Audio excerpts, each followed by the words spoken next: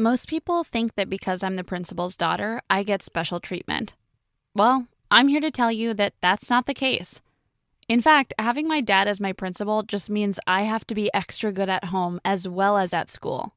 I'm not allowed to go out on school nights. All my homework has to be done before dinner, and that includes reports and papers. And I can only be in one extracurricular at a time. Usually, my dad wants me to do things like yearbook club, but I really want to be a cheerleader. He said no twice. If you thought that was bad, imagine how you would feel if you were a boy that liked me, and then you came to my house only to see your principal there to greet you. Ugh! I can't wait to go to college so I can finally just be me. People will be able to see me for who I really am, not Mr. Larson's daughter, or the principal's pet. Yes, people call me that all the time. When I first started school F High, no one knew that I was related to the militant man who roamed the halls trying to get students and faculty in trouble. The same last name only caught the attention of my peers after my father told me to stand up in the middle of an assembly to show who I was in case anyone needed help around the school. This got a big laugh from my fellow classmates, and that's how I got the nickname Principal's Pet. A typical day at school can start out pretty ordinary for me now that I'm a senior in high school. Just a couple more months, and I'll be off to college in New York. For now, though, I'm still under my dad's wing at home and at school, and he never lets me forget it. No one does. I get to school around 7:40 in the morning. I drive myself to school typically because I don't want to be seen with my dad, and also I can leave right after school if I want to. The less time with him, the better. My friends always wait for me in the hallway so we can walk to class together. I have a close group of friends, Taylor, Amber, Jaden, and Tess.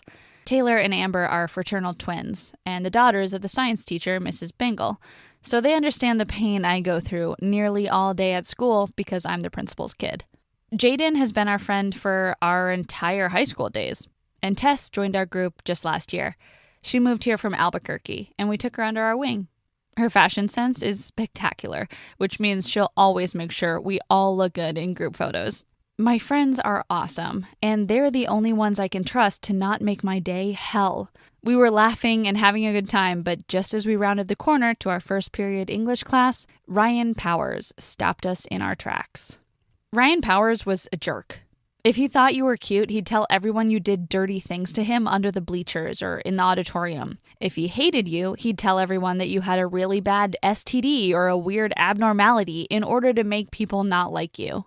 The worst part of all, he wasn't afraid of my dad. Nope. Ryan Powers' dad was super rich, and he probably slid my dad over $100,000 in the course of Ryan's high school career. That's why Ryan never got into trouble for what he did, and now it seems he's set his sights on me. "Hey there, Sasha. How are you this morning?" he asked, putting his arm around my shoulders to lead me away from my friends. I looked over my shoulders with a "help me" look in my eyes, but they all just stood there, astonished as to what was about to happen. "Hi, Ryan. I have class. I have to get going." I tried to pull away, but it was no use. His hand got tighter on my arm. "I don't think your daddy will be too upset if you're a little bit late." I gulped, hoping this would end soon. If I just shut up now and let him talk, the sooner I could get back to class. "I was hoping you would go out with me this Friday on a date. Maybe we could go to the movies. I could take you out to get ice cream. You know, the works." He raised an eyebrow. "What do you think?"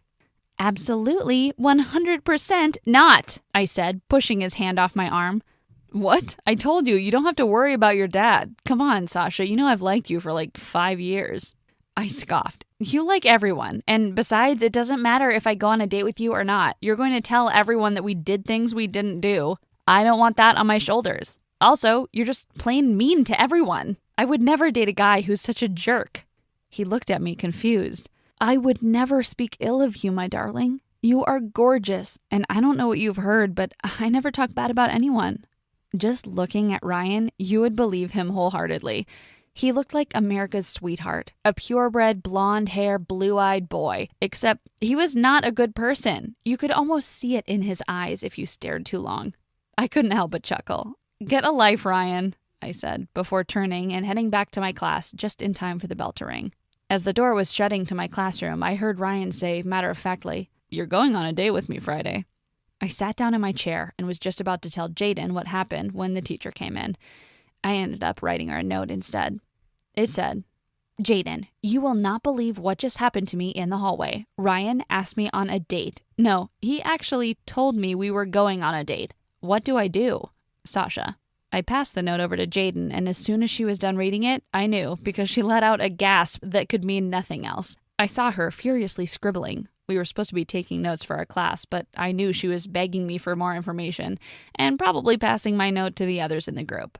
When she passed her note to me, I opened it quickly. Sasha, you cannot be serious right now. Tell your dad, tell your mom, scream it from the rooftop that you're not going on a date with that loser.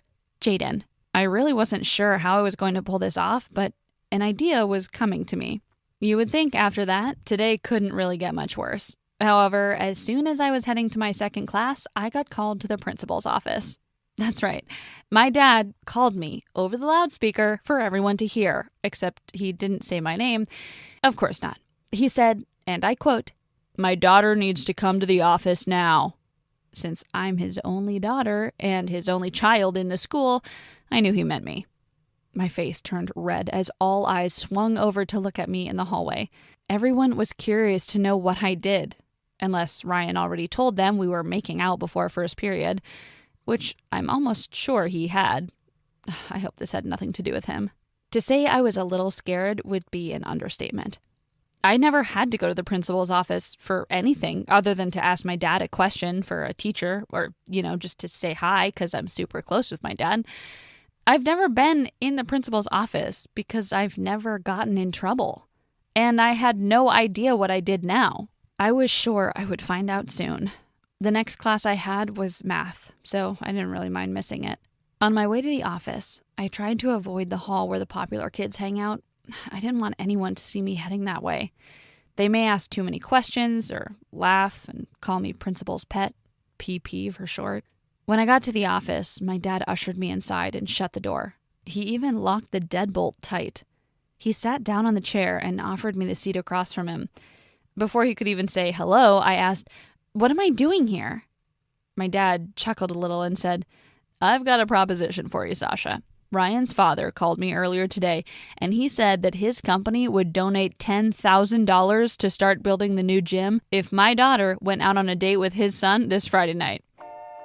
He paused as the words he said sank into my mind. "Aren't you excited that the new gym is going to finally get built?" I looked at him in total shock and disgust. "You're going to force me to go on a date with Ryan Powers?" I asked, nearly yelling.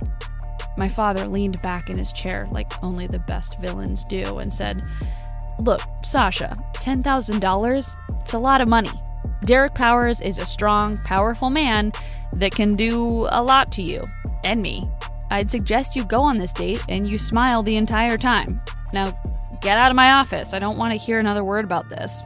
I stood up to leave, and my dad, who always has to have the last word, said, "Don't let the door hit you on the way out." I couldn't believe he talked to me like that. Actually, yes, I could. This day could not get any worse. Looking back now, I probably shouldn't have said that. Leaving the office, I took a turn down one of the creepiest hallways in the school. I don't know what it is about this hallway, but it's always dark. The band room and chemistry lab are down that hallway, but there's always something even cooler. The janitor's office at the end of the hall. The one that only I have the key to.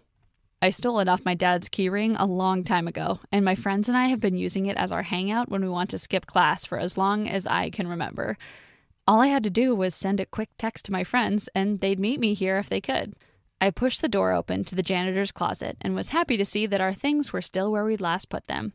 Some chairs from the choir room, a stack of books from the library that are banned, a few snacks from the teacher's lounge that we confiscated one day during an assembly.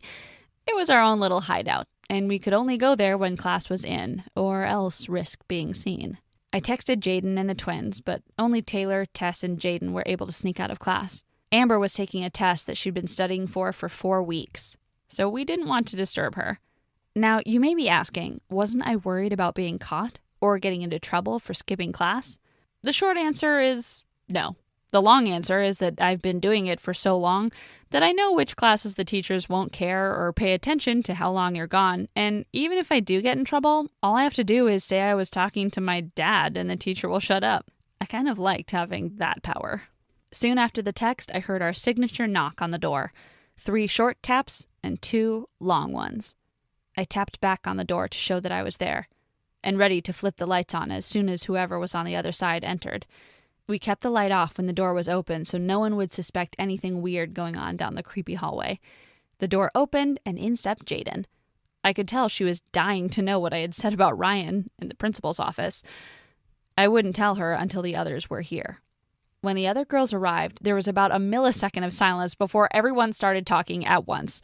Tess finally said, "Guys, stop! One at a time or we're going to get caught." Jaden looked at me. "Sasha needs to go first. She has big news." Everyone stared me down. I gulped while sweat dripped down my back. Ryan asked me out. Everyone said, "Ew!" at the same time, even Jaden. I nodded in agreement. I know, but that's not even the worst part. I got pulled into my dad's office. He's making me go out with him on Friday for 10 grand. The room was silent.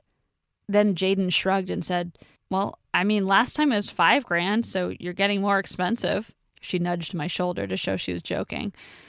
"What am I going to do?" I groaned.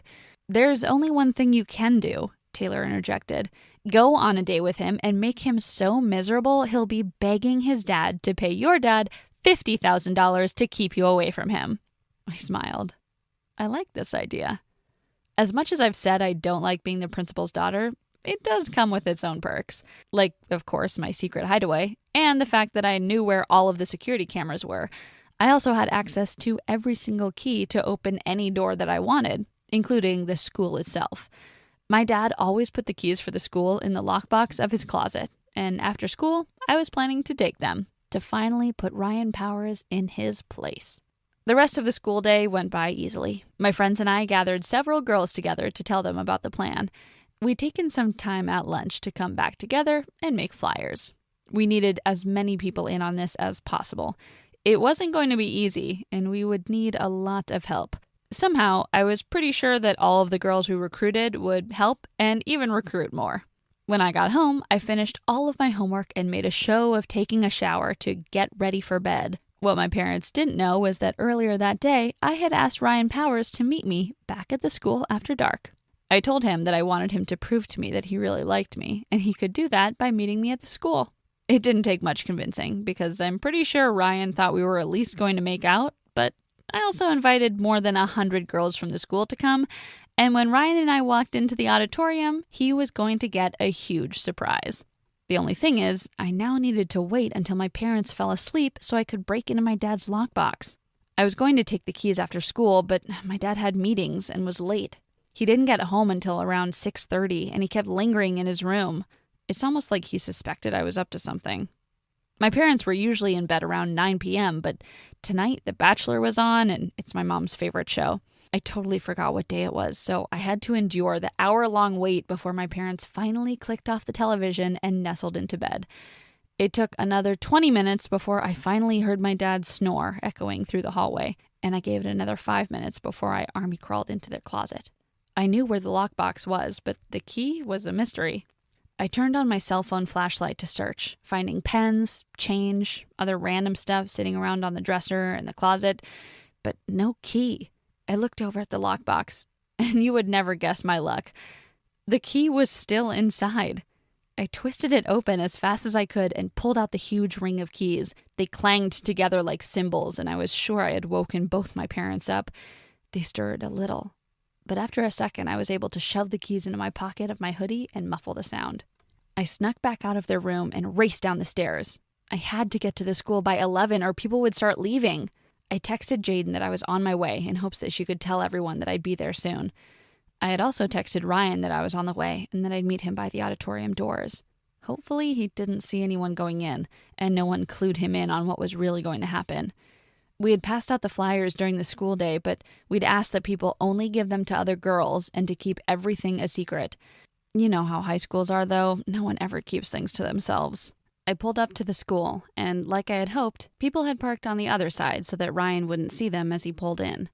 We went to a huge school, and it was impossible to see the parking lot on the other side. Now, all I had to do was to run in and make sure everything was all right before Ryan showed up. I texted Ryan to see when he would be coming. He said he'd be there in 5 minutes. Perfect. I ran inside, and to my amazement, when I opened the doors, there was not 100 people staring back at me. The entire auditorium was filled up with girls, many holding signs that said a word that Ryan had called them, others wearing shirts that had the words written on them. Tessa's camera was rolling. My mouth was agape. I had never seen this many people in one room. Surprisingly, everyone was silent. At that moment, I decided to break the silence and tell everyone how happy I was that they came, and that I needed them to be ready because Ryan was coming soon. The lights went out as soon as we saw headlights pull down the road. It was nearly 11:30 p.m., and there weren't a lot of people driving down the road at this hour, so we knew it had to be him. Sure enough, he pulled into the parking lot and parked right next to the door. He looked like he was freshly showered and ready to hook up with a cute girl. Little did he know, as soon as he opened the auditorium doors, the lights would go on, and over 600 girls would shout the ugly words that he had called them at the same time. Some threw things at him. We didn't tell them to do this. And some even shot Nerf gun darts at him. We didn't tell them to do this either, but I wish I would have thought of that. The smile that was on Ryan's face disappeared as soon as he saw everyone in that room. He turned to leave, but Amber and Jaden stood in the doorway with their arms crossed. I stood in front of Ryan, staring at him. 1,000 people behind me. Every single girl in this room is someone who you have hurt personally. The fact that we were able to rally this many females in one space should show you how much your words and actions destroy people. You better believe none of us will ever go out with you. I had more to say, but as soon as I was about to begin, the alarm went off and red lights started flashing throughout the auditorium. We all covered our ears, including Ryan and the door blockers. No less than 5 minutes later, the cops were at the door, and so was my dad. Crap, I thought to myself as I saw his beady eyes staring at us all through the glass. The doors opened and my dad ran into the room. "What the hell is going on here?" he asked, looking at me, then at Ryan and everyone else in the room. "Dad, these are my friends," I said, pointing to everyone in the room, "that all came together to tell Ryan Powers that he is not a good person.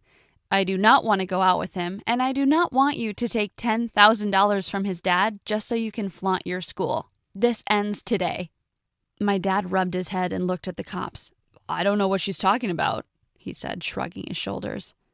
One of the cops looked at my dad. "So, you're telling me that 1,000 high school girls came together to tell a bully he's a jerk?" We all nodded. A huge grin went across the cop's face, and he said, "All right." He coughed and said, "One more question. Did you say that your dad was taking bribes from Devin Powers?" We all nodded again. "Mr. Larson, you are under arrest for extortion. You have the right to remain silent. Anything you say can and will be used against you." I became a legend after that day. My dad got into some huge trouble for taking money from Devin Powers, and Mr. Powers is now in prison. My dad lost his job, but there's a silver lining to that. He's not the principal anymore, and he's actually a pretty cool dad when he's not stressed out. That doesn't mean he didn't get really angry with me, but I explained to him why Jaden, Tess, Amber, everyone else, and I did what we did. It's not about trying to be rebellious or get someone in trouble. It's about standing up for oneself and other people, and other people, and other people.